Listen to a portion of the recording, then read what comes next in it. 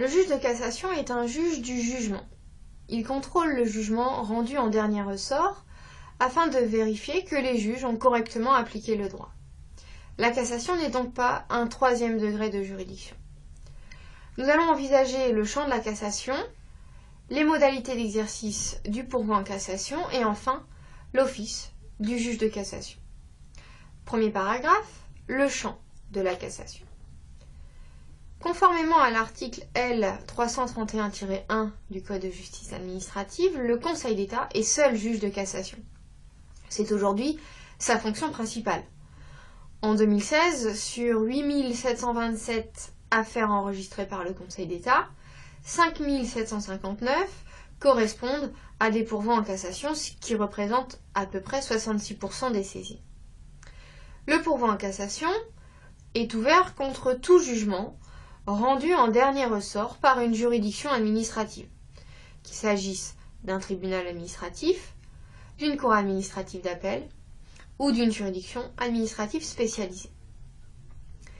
Ce principe constitue un principe général du droit depuis l'arrêt d'Hélière du Conseil d'État du 7 février 1947. Les pourvois contre les arrêts des cours administratives d'appel sont les plus nombreux. Ils sont au nombre de 3000 environ. Les pourvois contre les jugements rendus par les tribunaux administratifs en premier et dernier ressort sont environ au nombre de 1860. Et enfin, les pourvois contre les jugements des juridictions administratives spécialisées sont environ au nombre de 900. Cet ensemble représente un peu moins de 10% des décisions rendues en dernier ressort par les juridictions administratives. Deuxième paragraphe, les modalités d'exercice du pourvoi. Seules les parties à l'instance devant les juges du fond ont la qualité pour se pourvoir en cassation contre le jugement rendu en dernier ressort. Par ailleurs, une partie ne peut faire un pourvoi en cassation contre une décision juridictionnelle dont le dispositif lui a donné satisfaction. Le Conseil d'État l'a affirmé dans un arrêt du 7 juin 1950, l'arrêt Rougier. Autrement dit, il faut avoir intérêt à la cassation. La condition est similaire à ce que l'on a dit pour l'appel. Par exemple, un jugement qui rejette la demande ne peut faire l'objet d'un pourvoi en cassation par le défendeur, sauf à nouveau si le rejet est fondé sur l'incompétence du juge administratif. Ceci résulte d'un arrêt du Conseil d'État du 17 juillet 2009, ministre de l'économie contre Becker. En outre, le pourvoi en cassation doit être intenté dans un délai de 2 mois, en principe, à compter de la notification du jugement rendu en dernier ressort.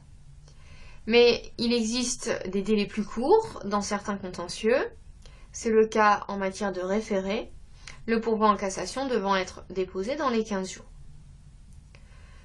Le pourvoi doit être accompagné de la copie du jugement attaqué et il doit être motivé. La reprise de la motivation développée en appel ne suffit pas. Le pourvoi doit contenir des moyens à l'égard du jugement contesté afin de convaincre le juge de cassation que ce jugement doit être annulé. Le pourvoi doit être présenté par le ministère d'avocat et plus particulièrement par un avocat au Conseil d'État ou à la Cour de cassation. Comme l'appel, le pourvoi en cassation n'a pas d'effet suspensif, mais l'auteur du pourvoi peut demander la suspension de l'exécution de la décision juridictionnelle contestée en vertu de l'article R. 821-5 du Code de justice administrative. Cette demande est accueillie par le Conseil d'État si le jugement contesté risque d'entraîner des conséquences difficilement réparables et si les moyens invoqués paraissent en l'état de l'instruction sérieux et de nature à justifier l'annulation du jugement et l'infirmation de la solution retenue par les juges du fond. Enfin, au pourvoi principal peut s'ajouter un pourvoi incident déposé par le défendeur au pourvoi. L'ensemble de ces éléments évoqués sont donc assez proches de ce qu'on a rencontré pour l'appel.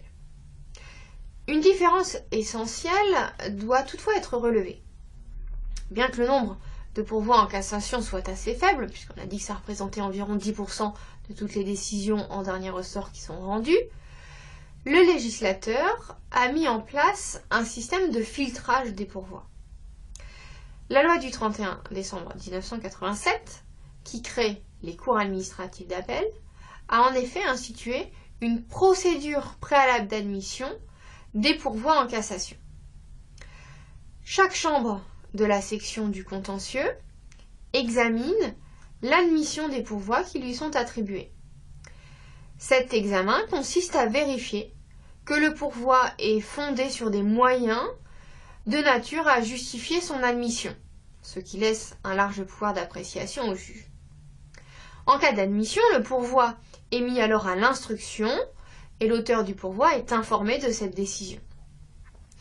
Si ce n'est pas le cas, l'article R 822-2 du Code de justice administrative impose la tenue d'une audience publique au cours de laquelle le rapporteur public expose ses conclusions et l'auteur du pourvoi fait part de ses observations.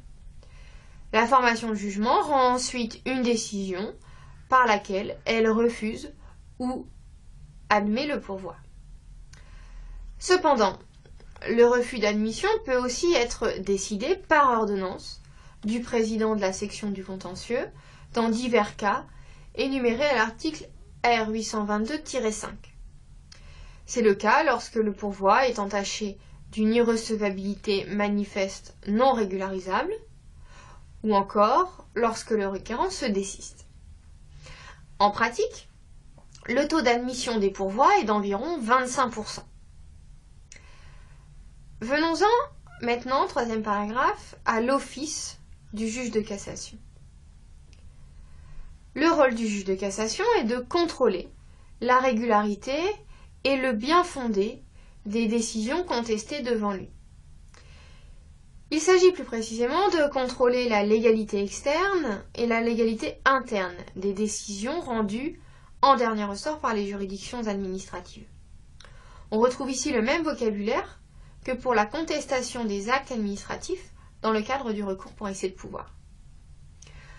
Au titre de la légalité externe, le Conseil d'État contrôle la compétence de la juridiction, la régularité de la composition de la formation de jugement, le respect des règles de forme et de procédure. Certaines de ces règles sont des moyens d'ordre public. Tel est le cas, par exemple, de la composition des juridictions. Concernant la légalité interne, le Conseil d'État opère d'abord un contrôle en droit. Il censure les erreurs de droit commises par les juges du fond. Ceci lui permet d'assurer l'unité d'interprétation de la règle de droit. Mais le Conseil d'État contrôle également l'erreur de fait. Il contrôle notamment l'exactitude matérielle des faits, depuis un arrêt du Conseil d'État du 2 février 1945, l'arrêt Moineau. Il contrôle aussi la qualification juridique des faits. Mais ce contrôle n'est pas systématique. Le Conseil d'État limite son contrôle en la matière afin de ne pas tomber dans l'examen du litige.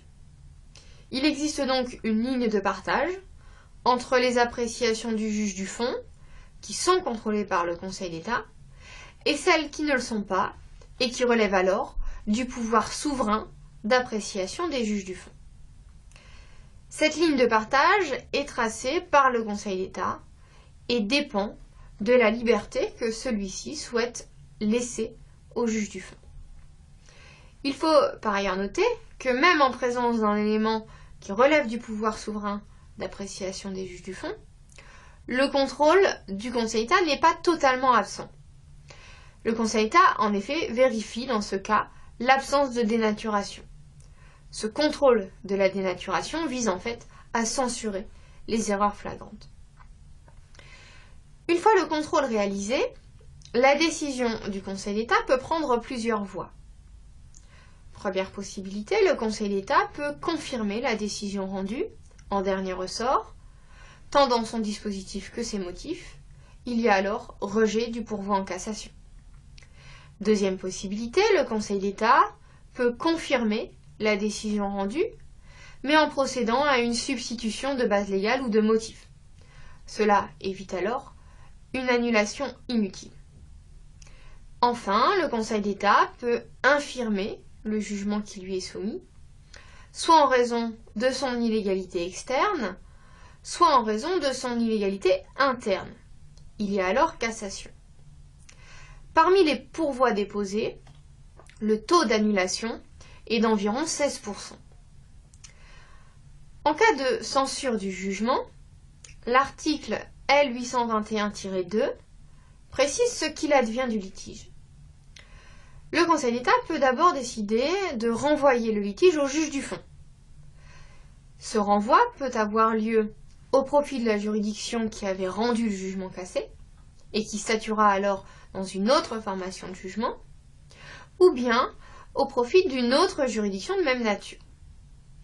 Mais le Conseil d'État peut aussi décider de ne pas renvoyer l'affaire. Dans un souci de bonne administration de la justice, il peut préférer régler l'affaire au fond. Dans ce cas, il statue soit comme juge de premier ressort, si le pourvoi était intenté contre une décision rendue en premier et dernier ressort, soit comme juge d'appel, si le pourvoi était intenté contre une décision d'appel. Cette possibilité permet au Conseil d'État de vider le litige immédiatement et donc de gagner du temps. En pratique, le Conseil d'État fait usage de cette possibilité en présence d'une affaire ancienne, afin de gagner du temps, ou lorsque l'affaire présente un intérêt jurisprudentiel et qu'elle lui permet de dégager une nouvelle règle jurisprudentielle. En revanche, après un second pourvoi en cassation, cette possibilité pour le Conseil d'État de statuer sur l'affaire se transforme en une obligation.